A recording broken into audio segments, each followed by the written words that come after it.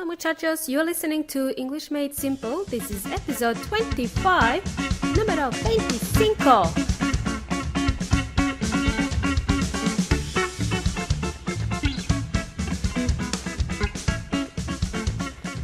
Hola everyone, welcome. My name is Milena. Thank you for joining me. How are you guys?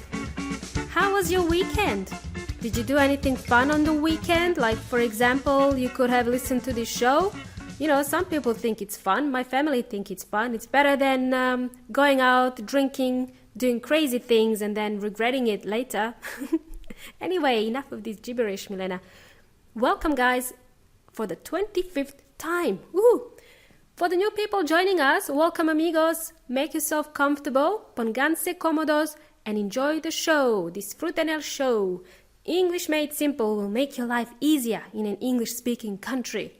Yes, I want to give you some practical tips what to do in real-life situations like going for job interviews, talking with native speakers, making new friends, passing English exams, going to university, everyday things that people go through in an English-speaking country, okay, moving overseas.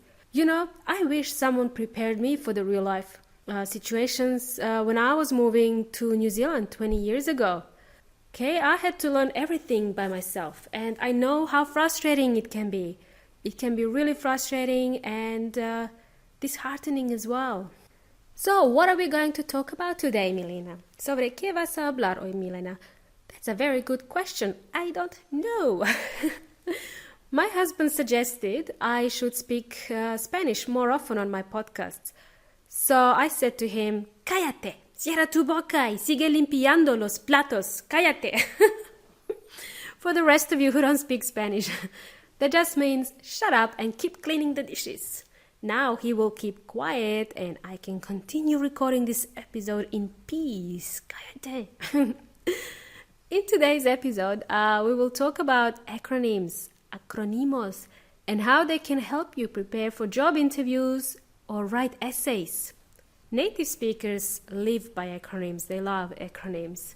When we use acronyms, we write them in capitals. Some people put a full stop after each letter, after each capital letter, but I think this is now redundant. People became too lazy and you just put the capital letters.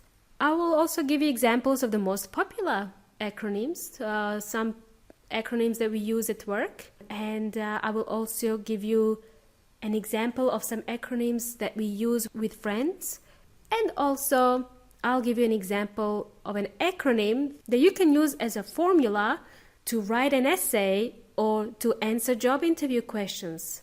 Let's start. The most popular acronyms you will need to use when you're in an office writing emails is FYI, for your information. That's what FYI stands for. Other popular acronyms you could be using is EOM, end of message, fin del mensaje, FAQ, frequently asked questions, preguntas frecuentes. These FAQs you will see on the websites or similar, or in some documents. There's others, for example, TBC, to be continued, or to be confirmed, TBC. So these are the ones I used in the past too. If you're sending an email to your friend or if you're sending a message to your friends, you can say, by the way, BTW. I am sure you know, you've heard of this one before, BTW, by the way. If your friend gives you too much information about something disgusting, asqueroso, then you can tell your friend, TMI, too much information, you know, in a sarcastic kind of way. My favorite acronym is KISS, as in keep it simple. Hazlo simple or manténlo simple. Keep it simple, KISS. I like to add an extra S at the end, which then becomes a kiss, like it's a word kiss, un beso. If you have two S's at the end, un beso. Keep it simple, stupid. That's what it stands for. Make sure you use all the capitals. Letras mayúsculas. Use all the capital letters when you write in acronyms. The acronym KISS means keep it simple, stupid. This basically means don't overcomplicate things, keep it simple. And that's my tip for learning English. Keep it simple. Don't overcomplicate and overwhelm yourself. Recently, I noticed that the new generation, these young kids, in their 20s, that's not kids anymore, but the younger generation, they like to abbreviate everything. And there's some new acronyms that are popping up. For example, FOMO. FOMO stands for fear of missing out. No quiero perdérmelo. No te lo pierdas.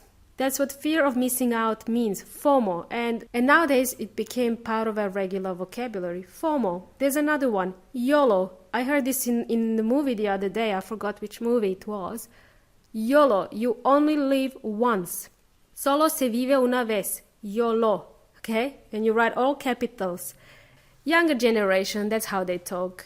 If you're messaging your friends, if you're sending a text message, SMS, if you're sending a text message to your friends, sometimes you can write LOL, which stands for laugh out loud.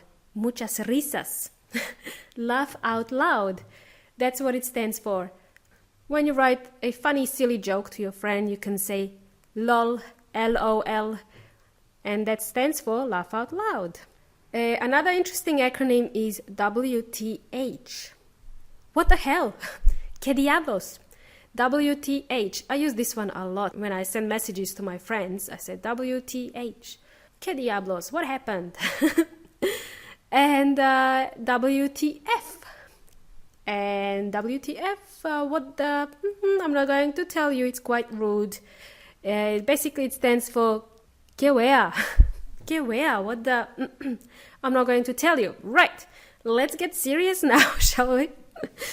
We had a little bit of fun, let's get serious. When it comes to answering job interview questions, guys, or when you have to write essays for English exams, for example, what you need to keep in mind is one particular acronym. It's quite simple, it's very catchy. C'est bastante simple, bastante pegajoso. It's one that you can use as a formula for writing essays. It is SEX, S-E-X, okay? Now you're listening. Ha! What did you say, Milena? ¿Qué dijiste, Milena? Whoa, am I listening to the right show? Yes, you are. I know what you're thinking about, but I'm here to teach you English. SEX as an acronym. It's actually a very popular acronym. I'm glad I got your attention now. Let us continue. The SEX acronym will help you answer the majority of behavioral interview questions. It will help you because it is so easy to remember. Yep, it's so easy to remember. Okay, you can use SEX, S-E-X, as a formula, as I mentioned before, as a formula to write essays or to answer questions. So I will give you an example how you can use this. In my previous episode, number 24, I mentioned behavioral questions during the job interviews, preguntas de comportamiento, the questions about how you behave in certain work situations. How do you deal with conflicts? How do you behave in a team? Are you a team player?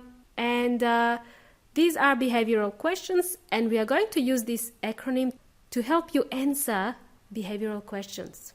SEX. S stands for statement, oración. E stands for examples, and X stands for explanation. Okay? Think of it as a formula to write structured essays and to answer behavioral questions. Okay, very simple, right? Are you following me so far? If you find this really helpful, guys, if you find this episode helpful, please share it with your friends. Sharing is caring. Let's continue. Here's an example. A statement. Here's a statement. I saved my previous employer $2 million. Here's my example. I worked on the project XYZ with stakeholders. They're from different departments, and we saved the employer $2 million together. Explanation. Explanation, the X of the acronym is explanation, and it should answer how we saved the company $2 million. Well, I negotiated cost savings with a supplier during the life of the project. It's a very simple example. Another non-business example that you can use, let's say you're writing essays. A simple sentence.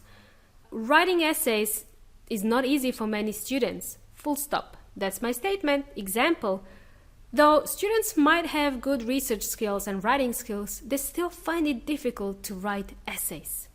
Explanation: this is because the students do not have an example essay to guide them in their writing activity. Okay, that's my explanation. Does that help, guys? Well, this brings us to the end of the episode. So remember, everyone, just kiss. Kiss. Keep it simple, stupid. When it comes to English, try to keep it simple. Try not to overwhelm yourself. You don't have to know all the tenses. Keep it simple. And remember, all transcriptions are available on my website, englishmadesimple.net. If you have any questions on any of the topics we covered in this show, please let me know in the Facebook group, English Made Simple, or on my website. This podcast is for you, and I'm here to help you learn. So let's do this, guys. Thank you for joining me. Until next time. Hasta la próxima. Ciao, guys.